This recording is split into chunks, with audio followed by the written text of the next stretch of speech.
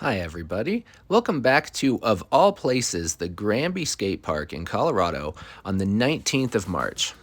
It's been quite a warm winter in Colorado this year, and to have the skate park this uncovered at this time of year is just crazy. I've never seen it look like this. And so when I drove by one day and saw that the skate park was almost skatable, maybe with a little bit of work, I could get it skatable, I had to do it. So I had to come out, brought my shovel, decided I was going to get rid of this snow and ice on and around the mani pad, and that way I could use it way earlier than I normally would in a season. Check this out. This is super satisfying.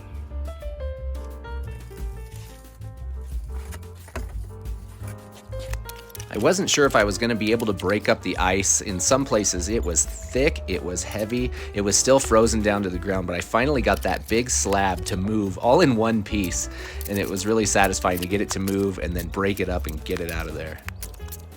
So as I finish up here with the ice, I wanted to pose a question. What do you do at your local to help take care of it? I'm trying to get it open sooner here. I sweep it all the time, get rid of gravel and rocks. I bring my push broom out there, and I'll pick up garbage and actually get it to garbage cans and things like that. But what is it that you do? Do you take care of your skate park? And finally, here is the mani pad, almost completely clear of ice, and so I knew the next day I would be able to use it. That's the carnage that I left on the other side so it would all melt away. So here I am, after doing all that shoveling and everything, just doing some flat ground because I was like, I'm here, I want to skate a little bit, even though now I'm tired because I already did all this manual labor, but I still skated a little bit of flat ground anyway. That was a pretty decent ollie for me. I was kind of surprised to actually get some pop and get up in the air. But as I so often do, I'm trying to get my kick flips to improve. It's really hard. And here's a fakie flip. It's got a really sketchy landing, but that was a first try at a fakie flip, so I was pretty excited to get that much of it in one try.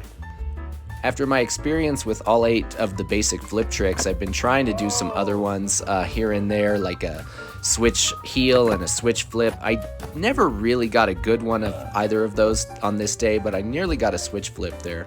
So I'm glad I'm still kind of poking at those once in a while. And then on this first day, one of the only other things that was available to skate with all the water that's everywhere was the big ledge here. And I call this the big ledge because the ledges at this park are pretty tall. I measured this one finally, and I now know that it's 16 inches. But that makes these crooked grinds that I'm trying to get up and in here that much more impressive. I don't grind anything near this height ever, and the fact that I was able to get a couple crooked grinds to actually lock into it and slide, I never came out of it clean and I never landed one.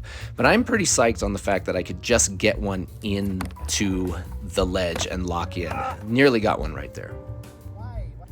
So then my plan was to come back the next day, so I'm just warming up, doing my flat ground stuff to get my legs working and make sure that I feel good on the board, doing a couple basics that I usually do, the heel flip there, kick flip, there we go. And finally a kick flip that I'm pretty happy with, finally got some pop on one of them, so that's pretty good.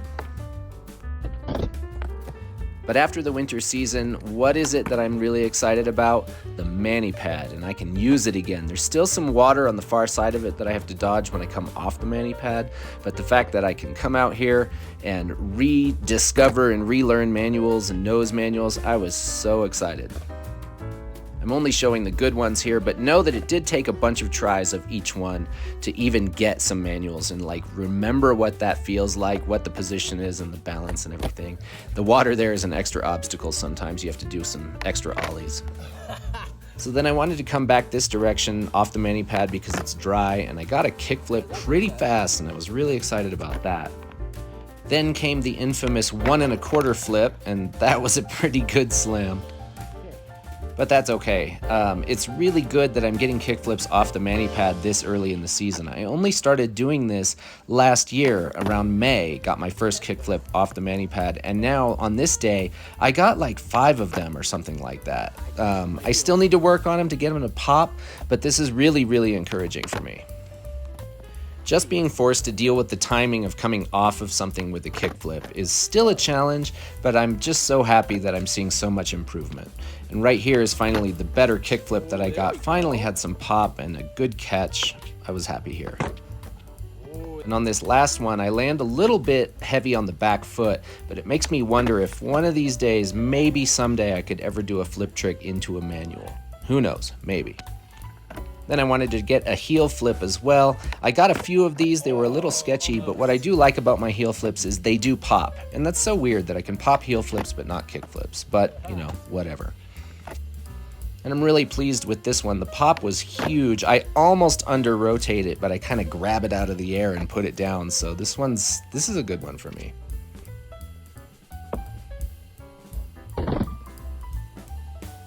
So after all these lands, I'm feeling really good. So let's try some different things. I tried varial and I got kind of close, but I never really landed one of those. Then I had to try some other standards. One of my favorite things down an obstacle is back 180, and I was really loving that one. I got this sketchy pop shove it. I haven't done one of those in a while, but got close to kind of landing decently. And some front 180s that I don't do as often, and I was trying to get a little more height because my front 180s never pop. But we got a couple, they were landed pretty well. Then I wanted to try some fakey stuff, got some half cabs, and I'm trying to get my half cabs to pop as well. I know I can, but it's a weird thing to actually stay over the board and pop the half cab, for me anyway. And then I got fakey front 180s as well, and that one was really weird trying to get it off something. I'm way better at that one going up the mani pad rather than down. And now we're going completely off the rails because I was having fun with those fakey front 180s, and I was like, well, let's try something kind of stupid. Let's do that, but let's add a heel flip. And so fakey front heel has been on my bucket list for a long time. I've been wanting to try it. Feels like something I should be able to do. Tried it off the mani pad hoping that the height would actually help. I don't know that it did, but it was a pretty good start. I was feeling good about a couple of the pieces of the trick. Then there's these last few tries here on flat, and I think I made some progress in my first day of trying this new, complicated, difficult flip combination trick. But there we are, my first day back at the skate park. I'm looking forward to more snow melt so I can use more of the park. But as always, thanks for watching. We'll see you next time.